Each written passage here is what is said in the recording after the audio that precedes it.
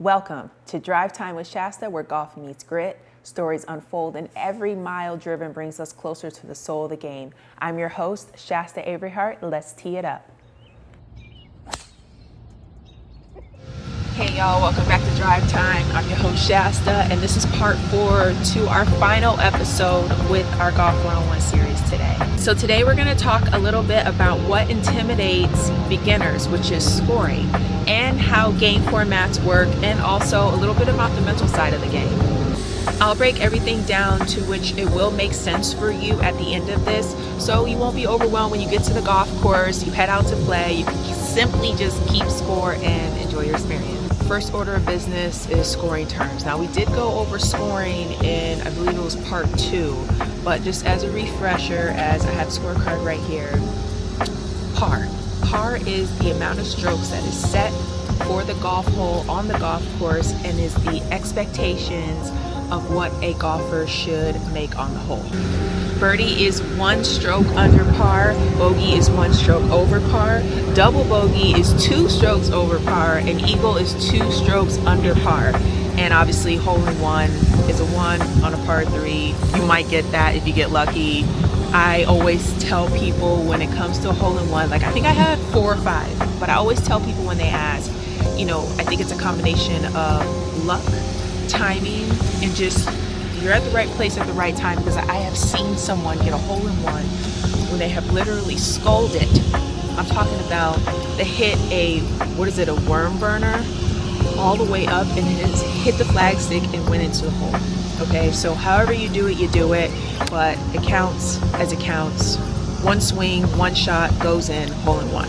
Now, when you are scoring, if you start on a par 4, then what you want to do is on your scorecard, you're definitely going to want to keep track of your score and also your playing partner's score. And if you play in a foursome, don't worry about keeping everybody's score if it's too much for you. Just communicate to them like, hey, I can keep one person's score, maybe the person I'm riding a cart with, and then the other cart can keep each other's score. Now we're moving on to game formats. There are roughly 5 game formats for you to play. The most traditional one is stroke play. I play stroke play. Most professionals play stroke play, but there's also match play, and there is a shamble format, there is a scramble format, and then last but not least is best ball. And we'll just go ahead and get into all 5 very quickly. Okay, as a beginner, starting out at stroke play is really tough on your mental game because you're going to be riding some really high scores, but that's okay because stroke play, you have to count every shot. Does not matter. You have to finish you got to start on the tee and you got to finish in the hole for all 9 or 18 holes, deciding on what you end up playing. But you have to count every stroke. Match play is really good for beginners. If you're playing with someone, they're also a beginner. It kind of keeps pace of play up, and you're essentially just playing hole by hole. So if I start out on, we're starting on a par 4, you and I are playing, and I get a 4 and you get a 5, I win that hole because I shot a lower score on that hole than you did. So I'm 1 up. So we're moving on to the second hole. And let's say that it's a par 3 and you get a 4 and I end up doubling the hole. Even though we both didn't play really well on the second hole, you win that hole because you shot a lower score than I did. And so basically now we're back to all square. I was 1 up, you won the second hole, we brought it back to all square. And all square essentially when you tie out. Okay, and so we can kind of deep dive into match play, but I feel like it was not very relevant right now at least for beginner levels. Scramble format is probably one of the more fun formats to play. It's essentially a format of most tournaments, like fundraising tournaments, entertainment tournaments, kind of laid back tournaments.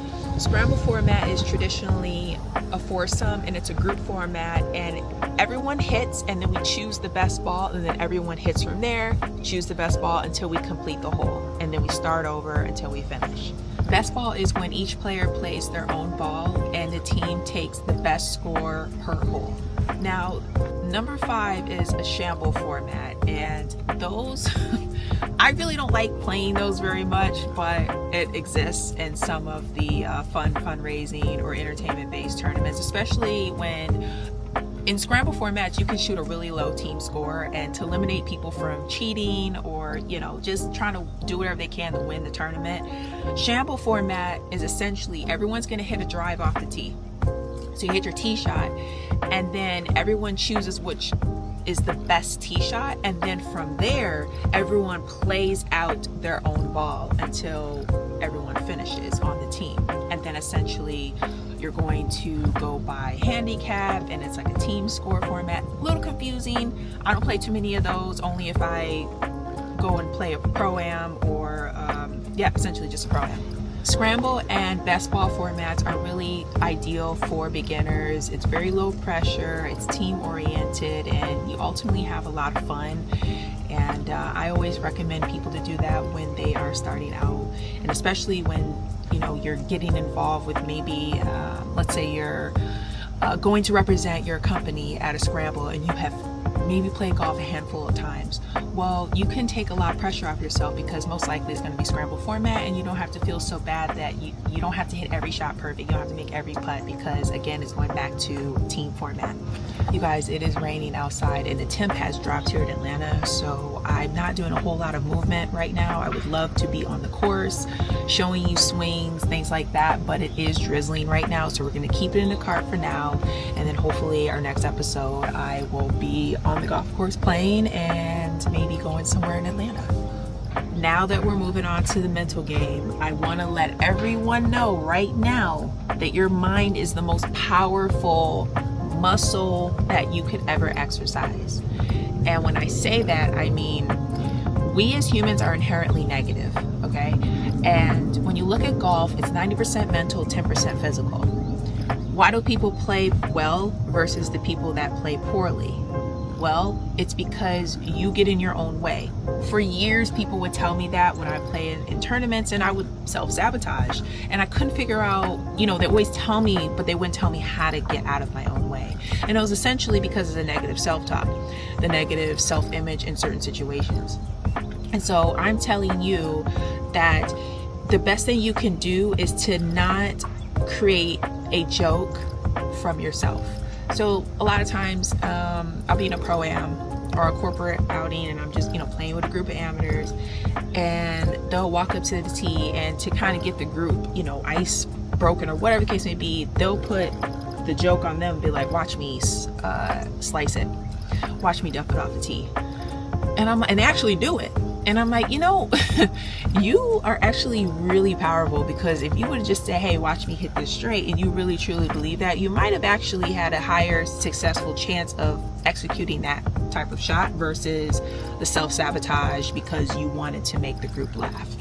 And I understand, you're having fun and you don't think that it's affecting your golf game, but if you're wondering why you're not getting better, it's because you got to look at how you're speaking to yourself. You have to speak positively. You have to speak about what you want to do. So many times we're always saying, I don't want this, I don't want that. Well, what do you want?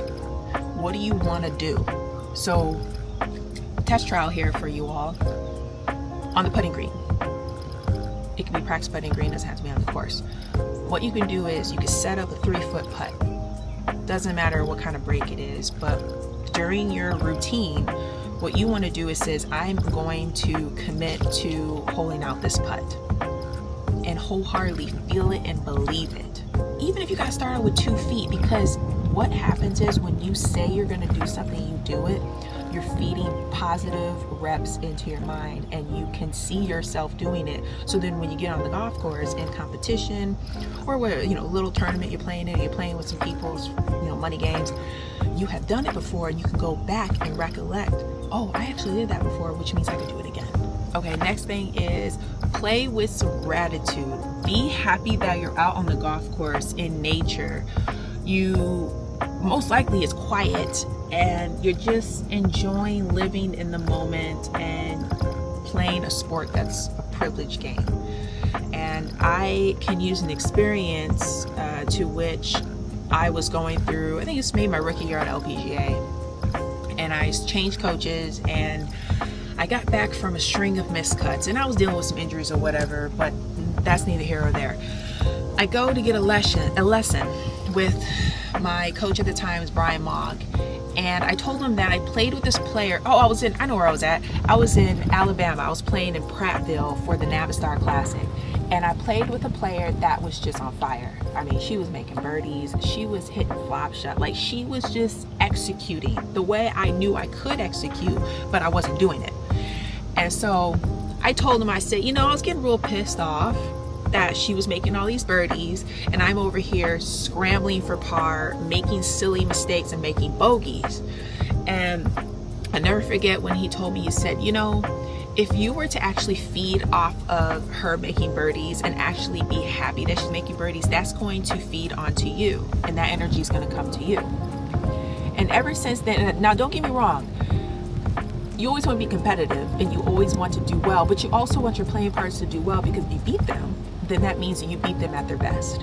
You really don't want to feel like you won something because someone wasn't on top of their game. And so I say that to say, when you are out here, feel happy, feel positive. Use this as a getaway from any problems that you're dealing, work stresses, family stresses, whatever the case may be. This is an outlet for you, whether it's to go hit balls on the range, go hit some putts, go play 9 holes, go walk the course. I think that when I walk a 9-hole course, I feel so much better afterwards because I'm so present and I'm enjoying the nature. I'm enjoying watching the animals run around.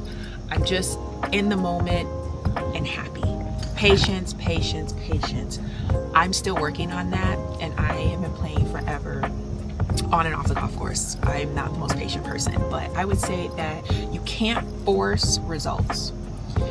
And what I mean by force results, you can't force yourself to get a par. You can't force yourself to get a birdie. You can set yourself up for a par and set yourself up for birdies. But what happens is when you start to get impatient, your intellect drops down and your emotions go high. So low level of intelligence equals high emotions, right? So high emotions, low level of intelligence. We want to flip that. We want it to be high intelligence equals low emotions. And that goes for everything, right? But it really does apply to golf, because if you go back and look at, and if you're playing now and you go back and look at some of your rounds, you think about, why did I even decide to go for it? I could have just laid up. But that was because you were such in a high emotional state that now you're getting into survival mode and you're like, I got to figure out something. I got to be able to score. I got to do this. And you make a dumb decision. And it's because your emotions are high. And this is so relevant for like relationship stuff. You know, it's just on and off the golf course. Low level of emotions, high level of intelligence. And that wraps up our Golf 101 series. I hope I gave you the tools and the confidence to step foot on the driving range or the golf course or even your next golf outing and you feel like you belong there. Now, if you have any questions from any parts of our series, such as course management, mental game, swing mechanics, just drop your comments in the video below and I'll try to answer them for you. Thanks for watching Drive Time, and always remember that this game is a journey, and just remember to enjoy every swing that you make. That's a wrap on this ride, whether it was down the fairway or through the heart of the city. Thanks for spending your drive time with me, and until next weekend, keep your swing smooth, your mind sharp, and your heart open. I'm Shasta Averhart, and I'll see you on the next tee.